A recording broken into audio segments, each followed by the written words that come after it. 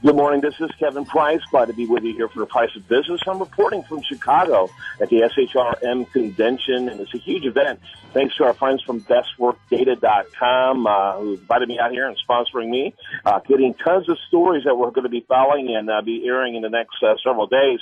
Today is, of course, Wednesday. I get to spend some time with my friends over at BrightboxOnline.com, not only a nationally known firm but in marketing, but one of the fastest growing firms in the Houston area. Patrick McDonough, he is with Brightbox Online.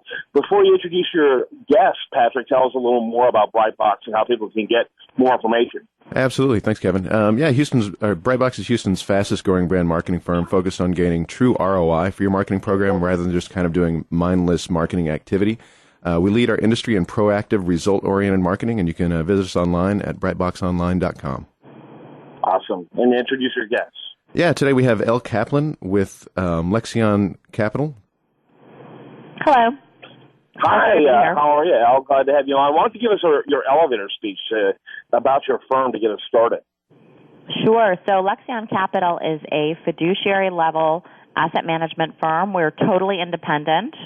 We do one thing and one thing only, and that is manage money. So because of that, we have no conflicts of interest. We answer to our clients, not our shareholders, and we do an excellent job. Awesome. Very good. Why don't you start off with our questions here, Patrick? Yeah, sure. So I know that your company's structure is a little bit different from other companies in your field. It is very much by choice. So most of the market is set up where it's a suitability standard. And the easiest way to find that out is to ask an investment advisor, do you hold a Series 7? Because a Series 7 entitles you to receive commissions or what's called a markup when you sell fixed income. When you become a fiduciary, which is the standard for pension funds and endowments for very large money management where you must act in the client's best interest, you turn in your 7 to the state and you get something called a 65 so that you can no longer take any sort of hidden fee, commission, or markup. That becomes illegal. And everything you do must be in the client's best interest. You truly sit on the same side of the table as them. So we, by choice, decided when we start a firm, this was something I had planned on for many years. I was very, very, very thoughtful to how do you create an ideal firm, one that takes the best of from every place on Wall Street and leaves the less than savory parts behind. So one of that is setting it up differently, where we must always act in the client's best interest. So I gave up my 7. Everyone who works here gives up their 7. They get a 65, and we are fiduciaries, which means everything we do is totally client-centric and legally must be in their best interest. Wow, that's okay. Al, let me just jump in real quick. So, and this is a really important point. So, I guess you're being paid purely on a consulting basis. So our fees are based on assets under management. We're not necessarily paid as consultants. It's about 1%, and so we take 1% of assets under management, and that's it.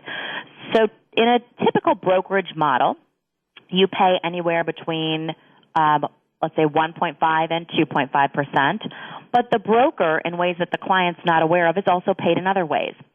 So there's often an internal fee in the mutual funds that they recommend, something called a 12B1 fee. Now, who would know to ask about something like that?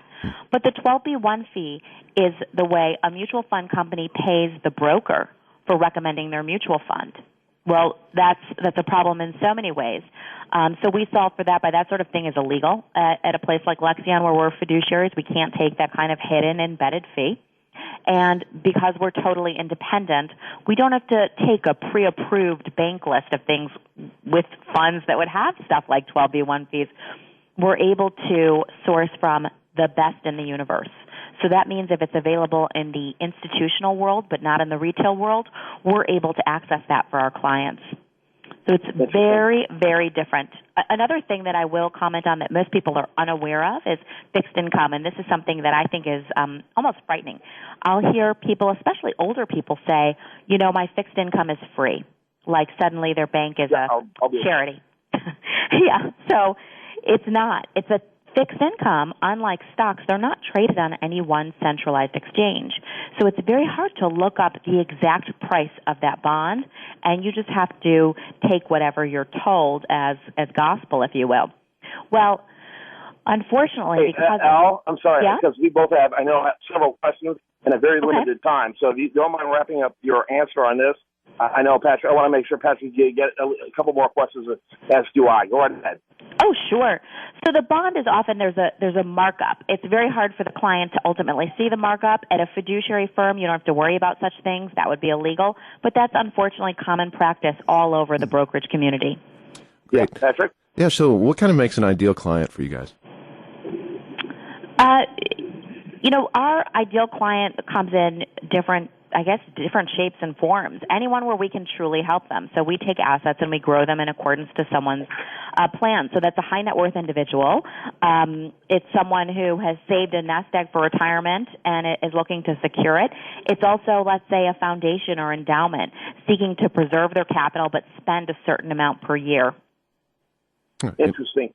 So how big is your footprint geographically? Are you in the New York region or are you in other parts of the country? No, our clients are all over the country. And interesting, Patrick. Yeah, so I know you'd also mentioned that you actually have 3 companies. You've kind of split off over the years from starting with one. So how did that happen? We found that people with all different asset levels were approaching us. So we decided that we could best serve them by creating Lexion Access, which is for people with less than $1 million, Lexion Capital, which is for someone with $1 million to $10 million, and Lexion Institutional, which is for either clients or endowments, foundations with more than $10 million. So it's become really 3 different branches of Lexion. Oh, that's great. Okay. Do you have multiple offices around the country? And so where are you permanently found?